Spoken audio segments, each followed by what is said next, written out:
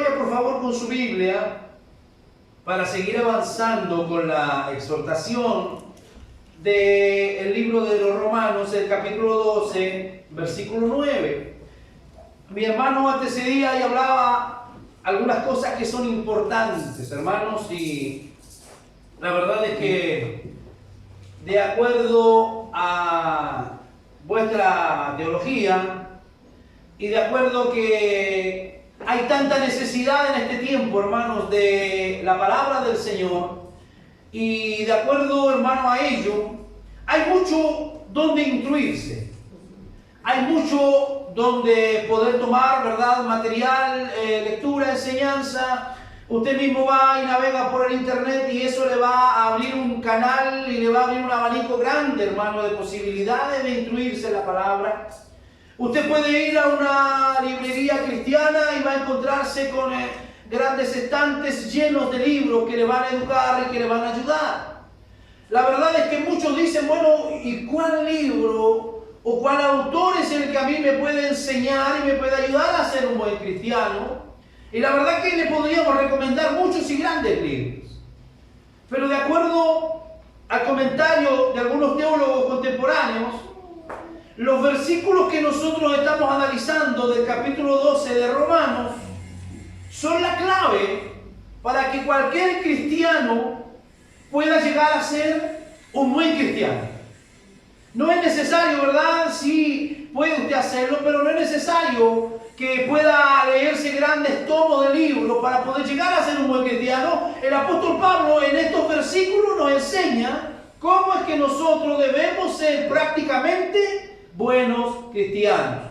Lo hemos dicho antes, desde el capítulo 1 al capítulo 11, el apóstol se esforzó y se esmeró en hablar teológicamente, en traer la revelación de la salvación, en traer, hermano, y descubrir la riqueza de la gracia del Señor. Pero ahora en el capítulo 12, lo que él pretende es que la iglesia en Roma, a la cual él se dirigía, comience ahora a poner en práctica todo lo que él les había estado enseñando. Así que el que quiera ser un buen cristiano tiene que poner en la práctica lo que el apóstol Pablo nos está enseñando. Vamos a tomar hoy del verso 9 al verso 13. El amor, dice, sea sin fingimiento. Aborrecer lo malo y seguir lo bueno. Amaos los unos a los otros con amor fraternal, en cuanto a honra, prefiriéndoos los unos a los otros.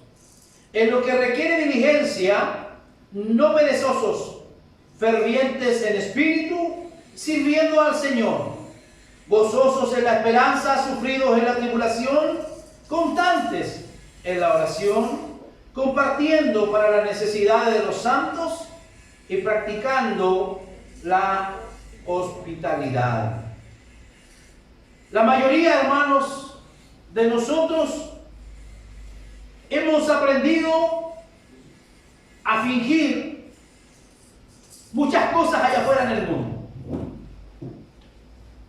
Cuando alguien no quiere ir al trabajo, toma el teléfono y finge que está enfermo. Y adapta hasta la voz de un enfermo. Cuando alguien a veces no tiene intenciones o no tiene ganas de congregarse, también muchas veces inventa cosas, busca pretextos. El ser humano es especialista en fingir. Entonces, cuando el apóstol Pablo está hablando aquí y está poniendo manifiesto, hermano, está tratando de dejar al descubierto, la mayoría hemos aprendido a fingir que amamos a los demás. Y eso se nos ha hecho una costumbre. Y lo hemos fingido tanto y lo hemos fingido por tanto tiempo que ya después es una costumbre y es parte tan propia y tan simple dentro de nuestro practicar diario. Pero el apóstol Pablo aquí nos está moviendo el piso y nos está diciendo que el amor debe ser sin fingimiento. Usted es un experto en hablar con bondad.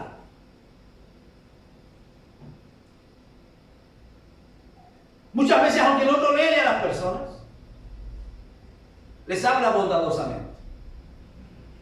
Y mi hermanito, y mi hermanita, cuando a veces ni siquiera lo está sintiendo.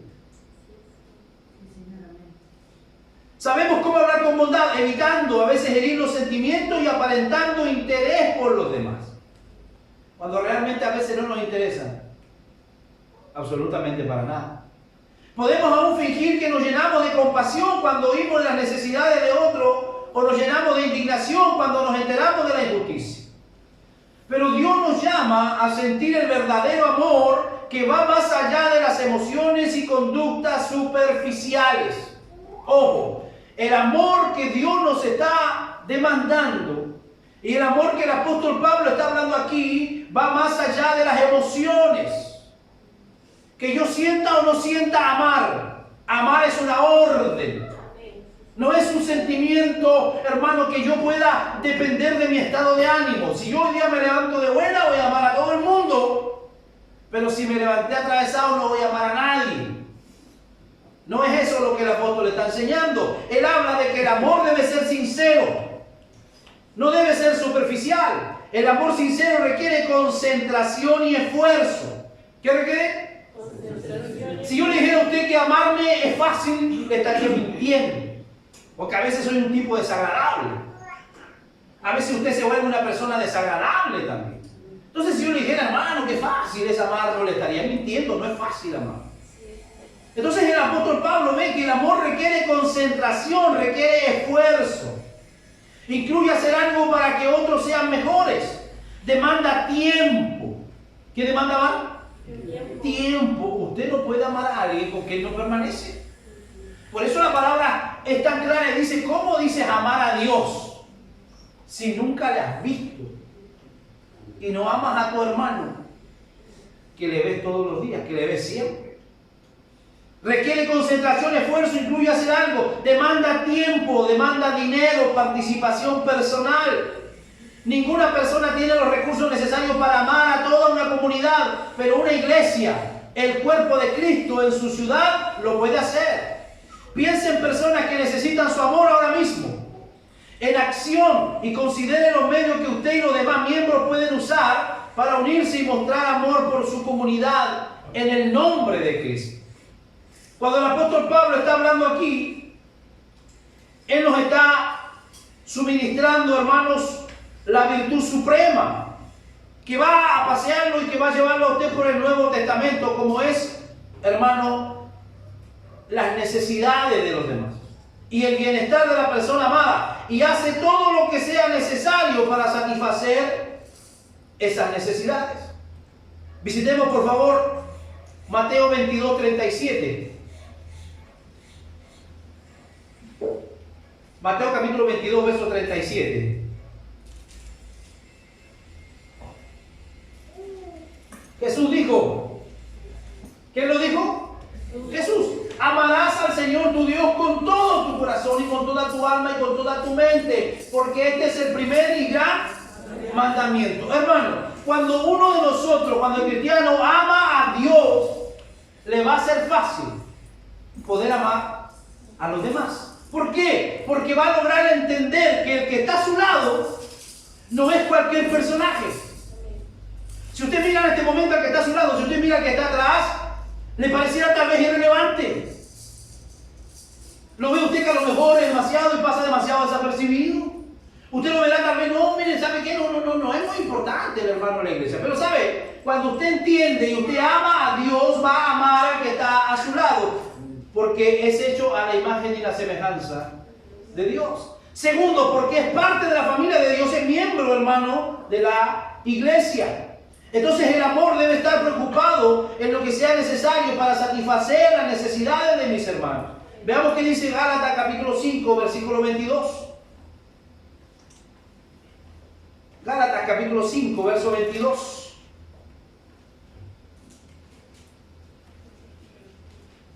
Vaya a su Biblia, no se olvide que estamos este año usando Biblia. Más el fruto del Espíritu es... Y retomo un poco lo que mi hermano transmitía en el devocional. Cada uno de nosotros, hermano, va a ser conocido, y lo hablamos también el domingo pasado. Cada uno de nosotros va a ser conocido y va a ser reconocido no por su currículum. Ojo, porque el currículum aguanta mucho. Si uno cuando ha hecho currículum te manda alguna mentirita incluido ahí. El currículum no aguanta para mucho, pero el Señor dijo, por su fruto lo conoceréis. Entonces, dentro del fruto del Espíritu, el primer fruto que se menciona es el amor. No puede haber madurez, no puede haber, hermano, de alguna manera un desarrollo como cristianos si es que no hay amor en nuestra vida. Es uno y el más importante fruto del Espíritu. Por eso es que el apóstol Pablo aquí se dirige con toda honestidad y se dirige con toda sinceridad. ¿Para qué? Para que ese amor, hermano, que ha sido del apóstol Pablo en otra carta, dice que el amor de Dios ha sido derramado en nuestros corazones. Entonces, lo que a nosotros ahora nos hace diferente a lo que éramos antes es el amor de Dios. Lo que ahora marca una diferencia entre lo que tú piensas y pensabas antes, entre lo que tú haces ahora y hacías antes, es el amor de Dios. Es razonable creer que el amor del que Pablo habla aquí abarca más que el amor fraternal. El apóstol menciona primeramente el concepto más amplio y luego el más restringido.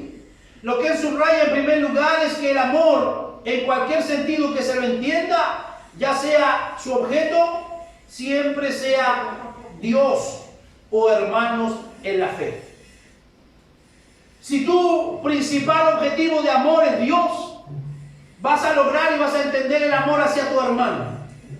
Pero si el objetivo de tu amor está en otras cosas, como la palabra del Señor es clara y lo dice, donde está tu tesoro, allí estará tu corazón. O sea, donde está lo que a mí me agrada, lo que a mí me llama la atención, donde está lo que a mí me satisface y me llena, yo le pongo todo el amor y toda la gana, allí, bueno, va a manifestar realmente lo que usted es y va a manifestar sus pretensiones. Pero cuando el amor de Dios es el que está a prioridad en nosotros, yo voy a amar a mi hermano. Lo que subraya en primer lugar es que el amor, en cualquier sentido se lo entienda, el objetivo principal es Dios. ¿Por qué? Yo le puedo decir a usted, hermano, váyase a la farmacia y cómprese, no sé, unos 5,000 pesos de amor. No le puedo decir, hermano, vaya a la ferretería y usted compre allí un poco de amor. Porque el amor no es algo que se venda terrenalmente. El amor es algo que viene de Dios. Porque la Biblia dice que Dios es amor. No es que Dios tiene amor. Él es amor. Su esencia es amor. Entonces, mientras tú y yo más cerca estamos de Dios, más nos vamos a empapar de ese amor. Es, hermano, poco consecuente entender que hay gente que dice estar cerca de Dios y no ama a su hermano. Porque la Biblia nos enseña y nos dice que Dios es amor. En consonancia con esto encontramos la exhortación, que es lo que dice Pablo en el mismo versículo. El amor sea sin fingimiento. ¿Cómo debe ser el amor? Sincero, sin fingimiento, hermano. ¿Qué más dice? Aborrecer lo malo y seguir lo bueno. En consonancia con esto encontramos la exhortación, aborrecer lo malo. Esto no se refiere solamente a la falta de sinceridad en el amor o a la pretensión que debe ser evitada. Al contrario, lo que Pablo dice es esto: evita cualquier cosa que sea mala. Ahí retomamos lo que mi hermano, sin saber, ¿verdad?, nos estaba adelantando al devocional. Evita cualquier cosa que sea mala. Porque si yo le digo a usted, hermano, usted de hoy en adelante va a caminar y va a tener el camino despejado y la gloria de Dios va a ir por usted, por delante, por su retaguardia, y le va a iluminar y le va a emprender, y usted va a decir amén, pastor, pero le estaría mintiendo. Porque usted mañana por la mañana va a llegar al trabajo y se va a encontrar con problemas. Usted va a llegar a casa más tarde y se va a encontrar con diferentes dificultades. Usted diariamente va a tener dificultades, pero la palabra del Señor nos enseña y nos dice que debemos aborrecer lo malo, evitar cualquier cosa que sea mala. Las malas conversaciones, las malas amistades, los malos pensamientos, las malas intenciones del corazón. ¿Qué hay que hacer? ¿Almacenarlas, acrecentarlas, alimentarlas? No, hay que evitarlas. Evita cualquier cosa mala, aferraos a cualquier cosa que sea buena. Debe quedar claro que el énfasis de Pablo recae en el amor ágape, es decir, en el amor hacia sus hermanos. Evite cualquier cosa que sea mala. ¿Por qué, hermano? Porque esto es algo tan profundo cuando a veces la gente no ve que es tan simple. Cuando tú y yo fallamos, Cuando tú y yo pecamos, no es un tema que es algo mío, sí, eso es algo mío. Porque cuando tú pecas, no solo te afectas a ti, no solo te dañas tú, sino que dañas tu entorno. Afectas y dañas directamente a tu familia, a tu esposa, a tus hijos, y puedo ir más allá, afectas a tu iglesia.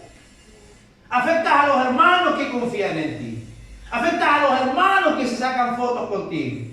Afectas a los hermanos que dicen que te aman y que tú los amas a ellos. Entonces, por eso el apóstol aquí está enseñando y está diciendo, hermano, cuidado con esto. Seguir lo bueno y aborrecer lo malo.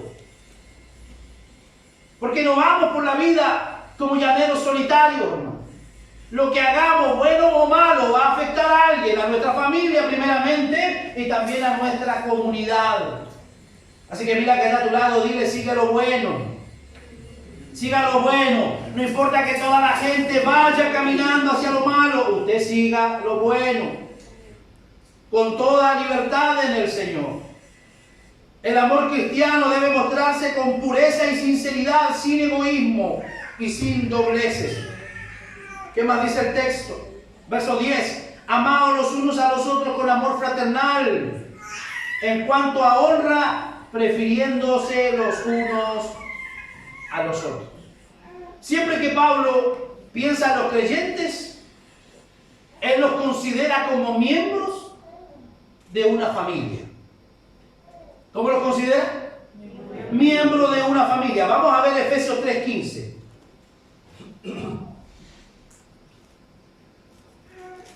¿Qué es lo que nos dice Efesios 3:15?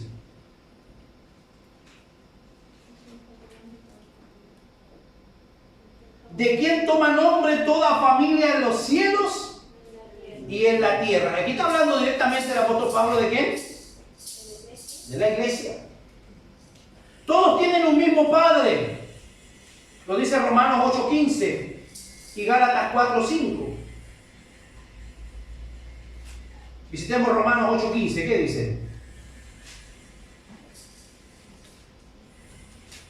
Pues no habéis recibido el espíritu de esclavitud para estar otra vez en temor, sino que habéis recibido el espíritu de adopción por el cual clamamos Abba Padre. ¿Adopción de qué? Hemos sido injertados, ya lo hemos enseñado. Hemos sido tomados de una familia corrupta, de una familia del mundo donde estábamos yendo al infierno, y hemos sido adoptados ahora a la familia de la fe. Veamos qué dice Gálatas 4:5.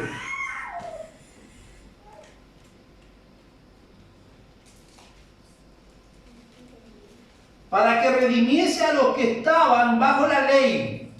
O sea, nosotros teníamos una ley que decretaba que éramos culpables, a fin de que recibiésemos la adopción de hijos. Qué maravilloso es eso. Podemos honrar a los demás de dos maneras, hermano. Una, encierra a veces motivos ocultos. Sígame con eso. Todos tienen un mismo Padre. Este pensamiento, por supuesto, está en total consonancia con las enseñanzas de Jesús. Según esta enseñanza, los lazos que unen a los miembros de esta familia espiritual son mucho más seguros y duraderos que los que unen a los miembros de una familia meramente física. Lucas 14:26. Cuando le dice maestro, Jesús estaba dando un estudio. Maestro, tu mamá y tus hermanos están allá afuera. ¿Y qué le dice Jesús? Veamos Lucas 14:26. Si alguno viene a mí y no aborrece a su padre y madre, mujeres, hijos y hermanos y hermanas, aún también su propia vida, no puede ser mi discípulo. Cuando le dicen al maestro y te están esperando tu madre y tu hermano, él dice, ¿quiénes son mi madre y mis hermanos? Los que hacen la voluntad de mi Padre. Y quiero que me siga allí, sin perder, hermano, el hilo. Si tenemos 3 personas sentadas en la banca de una plaza, 2 de ellos son mellizos y uno es un hermano de la iglesia. Uno de los mellizos es cristiano y el otro es inconverso. Ese mellizo que es cristiano, ¿con quién tiene más unión espiritualmente hablando? ¿Con su mellizo o con el que es cristiano? Con el que es cristiano. Hay una unión espiritual invisible allí que la crea y que la permite Dios. Y esto muchas veces yo lo he escuchado. Y muchas veces lo he escuchado y muchas veces lo han dicho cuando hemos estado sentados en la mesa. Es que a veces es más lindo compartir la mesa con hermanos en la fe que con la propia familia. ¿A cuánto les pasa eso? Amén. ¿Por qué? Porque hay un lazo espiritual que nos une. Porque tenemos un mismo Padre, tenemos una fe, tenemos un Señor, tenemos un bautismo y nuestras conversaciones son amenas. Eso lo logra y eso lo trae a resultado, hermanos, la unidad que tenemos en el Espíritu. Pero hay a veces necesitamos entender y comprender lo que el apóstol Pablo aquí nos enseña. Él dice que los miembros de esta familia espiritual deberían hacer todo lo que está en su poder para hacer y permanecer afectos los unos a los otros con tierno amor. Hay un sentido en el cual los creyentes deberían amar a todos, incluyendo aún a los que le odian y persiguen. Pero ese tierno afecto fraternal que incluye comprensión, intimidad y unidad espiritual queda reservado para el círculo más íntimo, o sea, para nuestros hermanos. Los creyentes tienen el derecho y el deber de discriminar entre quienes aman a Dios y quienes lo odian. Como dice el apóstol en otra parte, hagamos bien a todos, Gálatas 6:10. Hagamos bien a todos, especialmente a los que pertenecen a la familia de la fe. ¿Dice así? Así que según tengamos oportunidad, hagamos bien a todos. ¿A quién hay que hacerle bien? A todos. Porque no podemos meternos dentro de una burbuja. Ahora somos cristianos y nos olvidamos del mundo. Porque trabajamos a diario con inconversos. Porque vivimos rodeados de inconversos. Porque usted va a comprar y quien le atiende es un inconverso. Donde quiera que usted vaya están los inconversos. Pero el Señor dice, tengamos la oportunidad, hagamos bien a todos. Y mayormente, ¿a quién hay que hacerle bien? Mayormente a los de la familia de la fe. Ojo con eso. O sea, está diciendo, si tú puedes ayudar, mira, ayuda a todo el mundo, pero principalmente a tus hermanos en la fe. Hagamos el bien principalmente a tus hermanos. Pablo sigue, añade, dice, preferíos los unos a los otros en honor. ¿Qué es lo que está diciendo aquí el apóstol Pablo? Que cada uno de nosotros debe tener una actitud humilde. Prefiriendo, dice, amados los unos a los otros en amor fraternal. En cuanto a honra, prefiriendo los unos a los otros. Honra, ¿qué es? Lo hemos hablado y lo hemos enseñado muchas veces. ¿Qué es lo que es honra? Honra es poner precio. Honra es poner valor. ¿Cuánto usted ama a Dios? Oh, pastor, yo lo amo, pero infinitamente. Bueno, entonces usted debe honrarlo. Debe servirlo, respetarlo, obedecerle, amarlo, que sea su prioridad. Porque si usted dice que usted lo honra, es porque usted le puso un gran y un alto precio. Ahora, sígame. Hay gente que honra con dos intenciones. Una encierra motivos ocultos. Honramos a nuestro jefe. ¿Para qué usted honra a su jefe?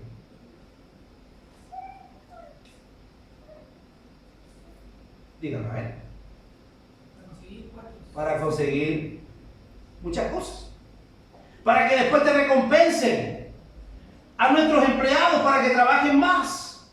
A los ricos para que contribuyan a nuestra causa. A los poderosos para que utilicen su poder a nuestro favor y no en nuestra contra.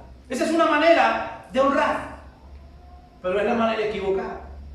El apóstol Pablo dice que debemos honrar a nuestros hermanos y verlos a ellos como superiores a nosotros. No porque yo vaya a conseguir algo de usted.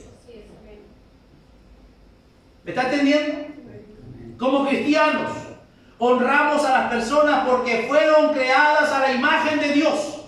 Primero, porque fueron creadas a la imagen de Dios. No porque tú seas lindo o seas linda o seas simpático o simpática. ¿Por qué te amamos y te honramos? Porque fuiste creado a imagen y semejanza de Dios. Porque son nuestros hermanos en Cristo. ¿Cuántos dicen amén? Siempre hemos enseñado, siempre hemos dicho que las amistades uno las escoge y uno las elige. ¿Sí o no? Yo elijo quién puede ser mi amigo, quién no puede ser mi amigo. Pero hay algo que yo no puedo elegir y que no puedo negar. ¿Y esos son? Mis hermanos. No puedo negarlo.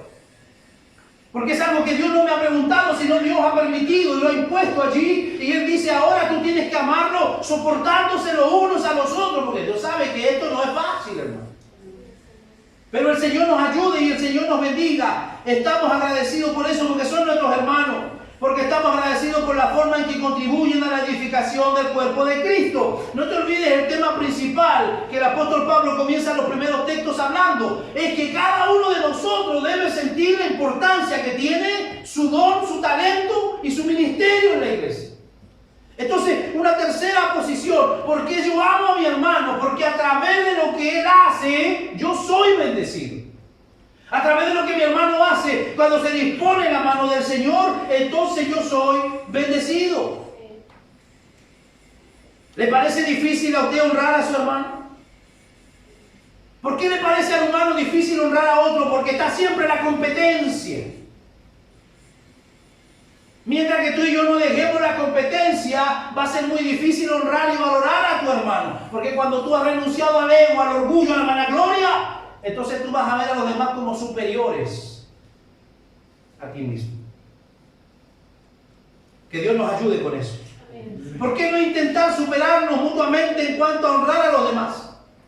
Pongamos a otros en primer lugar. De las muchas interpretaciones que se han ofrecido, Cristo está presente en cada uno de nosotros.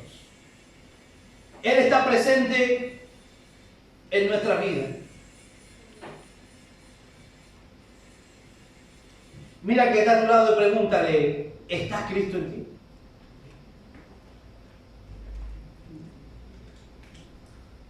Míralo seriamente y pregúntale, ¿está Cristo en ti? Si la respuesta es sí, entonces debes honrarlo. Porque si Cristo está en él, él es parte de la familia de la fe. Y si tú le honras a él, estás honrando a Cristo. No nos olvidemos de aquel texto cuando el maestro dijo, tuve hambre, me diste de comer, tuve enfermo, me visitaste, estuve en la cárcel. Maestro, no me acuerdo cuando hayamos hecho eso. Cuando tú lo hiciste, dijo Jesús, a uno de estos pequeños, a mí lo hiciste. Entonces, ¿qué es lo que Pablo está diciendo? Que cuando tú y yo nos respetamos, nos valoramos en la iglesia y nos honramos unos a otros, lo que estamos haciendo es honrar a Dios. La exhortación no demanda que yo piense que todo creyente sea en todo más sabio y capaz que yo, pero pide que con mi mente humilde yo considere a mi hermano mejor que yo. Filipenses capítulo 2, verso 3. ¿Qué tengo que hacer? ¿Considerar a mi hermano mejor que yo? Nada hagáis por contienda o por vanagloria. Mire qué lindo lo hago. Dice, hoy si yo no estoy ahí, pastor, eso no va a funcionar. No lo van a saber hacer. Nada hagáis por contienda o por vanagloria, antes bien con humildad. ¿Cuántos son amigos de esa palabra? ¿A cuánto les cuesta tragar esa palabra todavía? Humildad. Estimando cada uno a los demás. ¿Cómo hay que mirarlo? Como superiores. Suena fácil decirlo, ¿no? Pero qué difícil es ponerlo en práctica. Qué difícil es poner en práctica ese término, esa palabra. Ver a los demás como superiores a nosotros mismos. Y Jesús no nos deja en eso, sino Él dice, haya pues en vosotros este sentir que hubo en Cristo Jesús, el cual siendo en forma de Dios no se aferró, sino que se despojó a sí mismo, haciéndose siervo, haciéndose obediente hasta la muerte y muerte de cruz. Es lo que debemos llegar a hacer. Un creyente sabe que sus propios motivos no son siempre puros y santos. ¿Cuántos saben eso? Sus propios motivos no son siempre puros y santos, hermano. De las 24 horas que tiene el día, hay muchas horas y minutos, hermanos, en que no andamos haciendo cosas que son agradables a Dios. Entonces no nos podemos autoengañar, tenemos que ser realistas. Este es el tipo de conocimiento de sí mismo que hace que él a veces ore diciendo: perdóname, Señor, como lo decía el publicano, Señor, sé propicio a mí que soy un pecador. El apóstol Pablo también lo cita, ¿verdad? En Romanos 7, 24, cuando él dice: ¿quién me librará de este cuerpo de muerte? Y lo hemos hablado muchas veces y lo hemos dicho y lo seguimos diciendo y lo seguimos hablando. Hermano, cada vez que nos miramos en el espejo, cada vez que tenemos la oportunidad de ver nuestra naturaleza, lo pecadora que es, entonces nos sorprendemos que un Dios tan bueno nos ha llamado. Y cuando yo entiendo lo pecador y lo falente de Dios que soy, entonces yo voy a entender que mi hermano es superior a mí. Porque tal vez él está buscando más a Dios. O porque tal vez él está orando más. O porque tal vez es un mejor cristiano. No sé, de diferente manera en su práctica diaria. Pero eso es un misterio que nunca lo vamos a llegar a conocer. Pero el apóstol recomienda, dice que debemos mirar a los demás como superiores a nosotros. Y cuando eso comienza la iglesia a practicarlo, lo que va a haber en la comunidad de la iglesia, hermano, es gloria de Dios. ¿Por qué no va a estar la envidia? ¿Por qué no va a estar presente la arrogancia? No va a estar presente la soberbia, sino que cada uno de nosotros se va a valorar en la medida en que Dios quiere que sea valorado. Prefiriéndonos en cuanto a honra, mostrar apreciación y admiración genuina hacia los hermanos en la fe, por medio de cederles nuestro lugar sin esperar algo a cambio. ¿Escuchó eso? Mostrar apreciación. Usted aprecia a su hermano. Aprecia a quienes lo lideran en la iglesia. Mostrar apreciación. Admiración es genuina. No para sobornarlo, sino respetarlo desde la profundidad del corazón. Y si fuera necesario, cederle en nuestro lugar sin esperar algo a cambio. Cederle en nuestro lugar. Cuando van y le dicen: Juan, mira, Jesús está haciendo aquí, está haciendo esto, está haciendo lo otro, como para preguntarle: oye, Juan, ¿eso a ti no te preocupa? ¿Qué es lo que responde Juan el Bautista?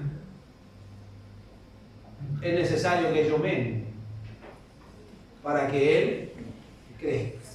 Ojo con eso. Muchas veces es necesario que nosotros menguemos para que otros puedan ser levantados y puedan crecer. Que la gracia del Señor sea con nosotros en esta mañana. En lo que requiere diligencia, no perezosos.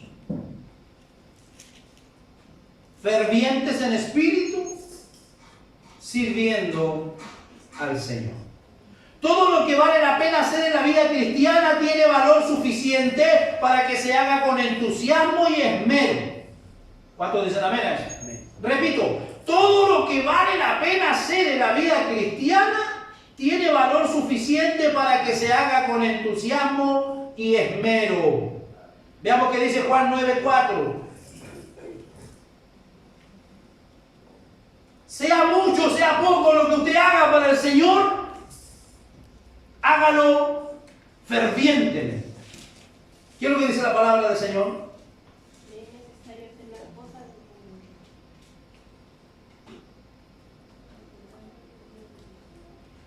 San Juan 9:4. Me es necesario hacer las obras del que me envió, entre tanto que el día dura, la noche viene cuando nadie puede trabajar. ¿Qué es lo que es necesario para nosotros hoy día? Hacer la obra del Señor. ¿Usted por qué viene a la iglesia? Hacer la obra del Señor. ¿Por qué vienen los músicos a tocar? Tal vez como Luis hoy día, después de haber trabajado toda la noche, él está aquí. ¿Por qué lo hace? ¿Hay un contrato firmado? No. Hay un compromiso, que es un compromiso moral o espiritual, que nos lleva a nosotros ¿a qué? A hacer lo necesario para que la obra del Señor se realice de acuerdo a lo que Dios nos ha enviado. Así que todo lo que vale la pena hacer en la vida cristiana tiene valor suficiente para que se haga con entusiasmo y esmero. Hebreos capítulo 6, verso 10.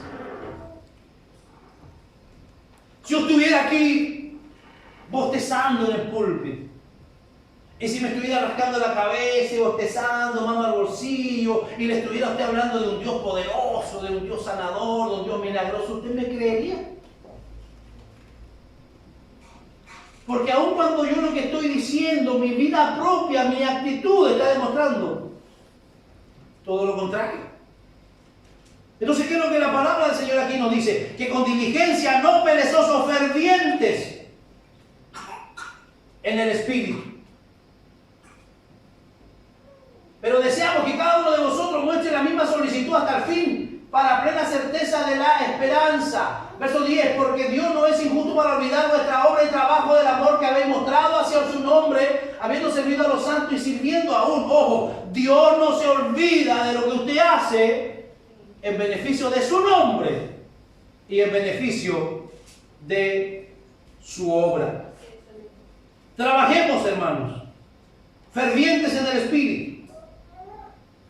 Fervientes en espíritu significa literalmente hervir en el espíritu. Esta frase alude a tener calor suficiente para producir energía adecuada y productiva, pero no tanto que se pierda el control. ¿Qué es lo que Pablo está diciendo aquí, hermano? Lo que él está diciendo es que debemos servir fervientemente al Señor en el espíritu. O sea, no andar por ahí perezoso ni bostezando para hacer las cosas del Señor, sino que él está hablando de que debemos servir en el espíritu. Cada cosa que usted haga, debe hacerlo con energía. Cada cosa que usted haga para el Señor, si usted va a venir a orar los días martes, venga a orar aquí y ponga toda su energía en la oración. Si a usted le toca traer un servicio de un devocional en la iglesia, párese en el púlpito con toda la energía que ese texto le está demandando a usted para que usted lo transmita a los demás.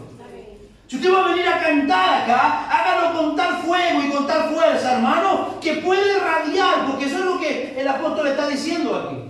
Fervientes en espíritu, está diciendo que lo que tú estás sintiendo aquí adentro es posible irradiarlo hacia afuera. Eso es lo que él está diciendo cuando tú vas a literar, hermano, de lo que fue escrito. Lo que tú estás sintiendo, oye, pastor, yo creo en un Dios poderoso aquí adentro, hay un Dios tremendo que está dentro mío. Bueno, eso tienes que transmitir. ¿Y cómo lo vas a transmitir? ¿Bostezando? Mano al bolsillo mientras cantaba y adoraba en la iglesia. No, siendo fervientes, siendo gente, hermano, que hierva en el espíritu, capaces de transmitir y capaces de irradiar la gloria del Señor, pero sin perder el control. Veamos Gálatas capítulo 6, verso 9.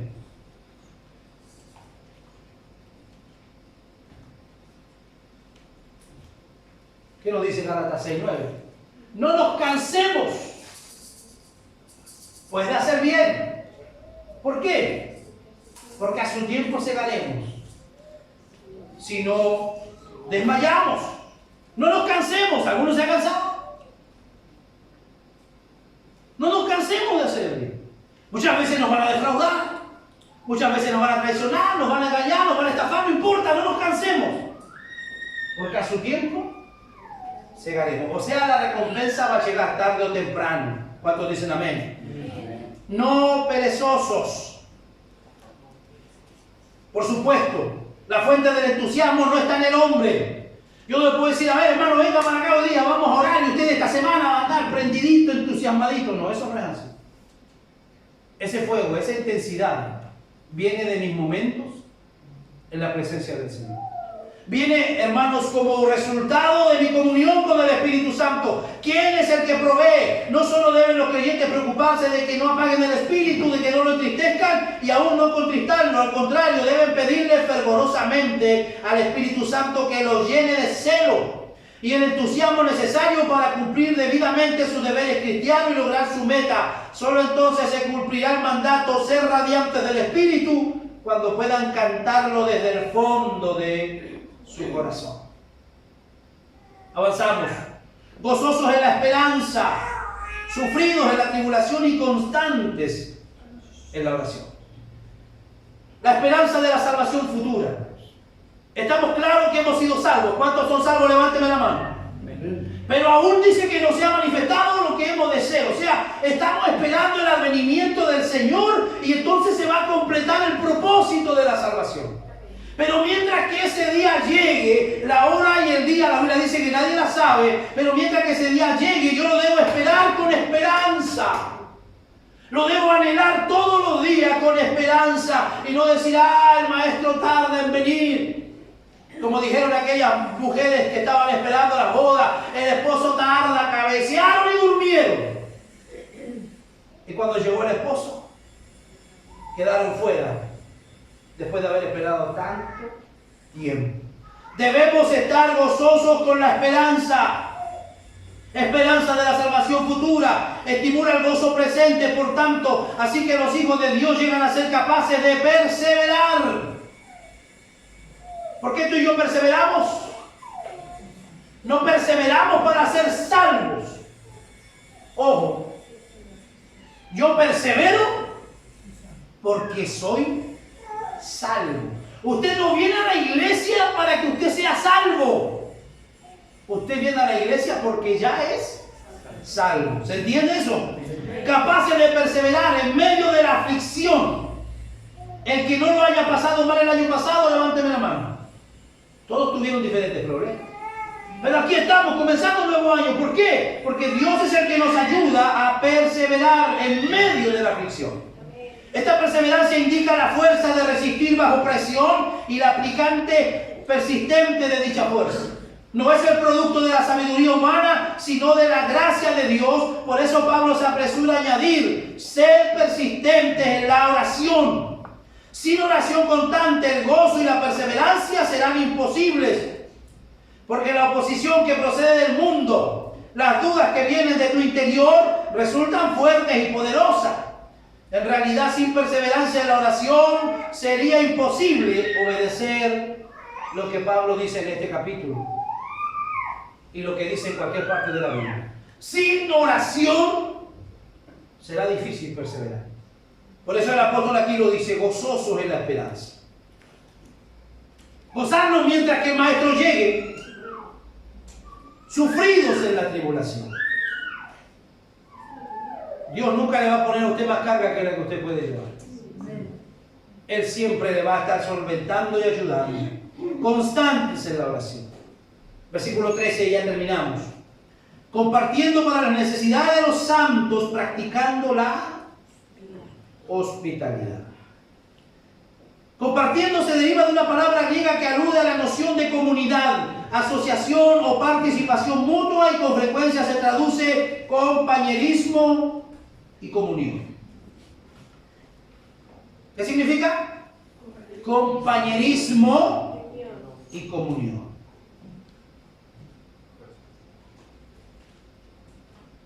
Hechos capítulo 2, verso 42, ahí habla de la primera iglesia. Cómo tenían todas las cosas en común, compartían sus bienes, nadie tenía necesidad de nada. Hechos 2:42, por favor. Y perseveraban en la doctrina de los apóstoles, en la comunión unos con otros, en el partimiento del pan y en las oraciones. Qué maravilloso, hermano, es eso. La necesidad urgente de alivio ya ha sido explicada con anterioridad. Para los judíos era importante encontrar un lugar bueno y seguro donde pasar la noche, porque muchas veces las posadas estaban llenas y, según la literatura judía, muchas veces había gente malvada y gente mala en esos lugares que hacía mortandad y hacía abuso de los extranjeros y los peregrinos. Entonces el pueblo judío tenía por costumbre tener siempre un lugar preparado para posar y para poder permitir que el extranjero y aquel que va de paso pueda pasar y pueda ser hospedado. Por eso es que el apóstol Pablo aquí habla muy claro. Por otra parte, el apóstol, que era un gran viajero, entendía esa necesidad. Desea que aquellos a quienes se dirige se interesen vivamente en el asunto de proveer buenos lugares de alojamiento. Desea que practiquen la hospitalidad gustosamente, no a regañadientes, algo que puede haber sucedido en algunas ocasiones. No solamente se debe supervisar ser una persona hospitalaria, sino que todo creyente debe serlo. Este es uno de los requisitos que lo hemos visto y lo hemos estudiado los ancianos y los líderes, que tienen que ser hospitalarios. Pero yo me abro más allá, no solo los líderes deben ser hospitalarios, sino todos los cristianos en la iglesia. Deben ser hospedadores y deben ser hospitalarios. La Biblia dice que algunos sin saberlo hospedaron ángeles. Lo que siempre debe quedar bien claro es que cualquier cosa que se haga por la persona que necesita hospitalidad, se hace por aquel que en el gran día del juicio te va a decir: fui forastero y me recogí. Mateo 25:35. Fui forastero y me recogiste. No importa cuántos hermanos los hayas defraudado. Es más, alguna oportunidad alguien se habrá aprovechado o se irá a aprovechar de alguno de nosotros. Pero el Señor dice que en el día del juicio se van a rendir cuentas. Y aquellos que pudimos ayudar y no los ayudamos van a estar allí como acusadores.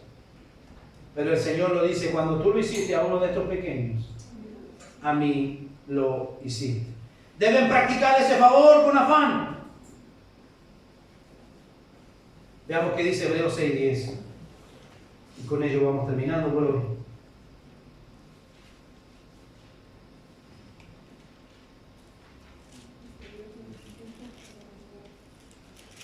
Porque Dios no es injusto para olvidar vuestra obra y el trabajo de amor que habéis mostrado hacia su nombre, habiendo servido a los santos y sirviéndoles aún. Hay mucho que hacer, hermanos, en beneficio de la obra del Señor.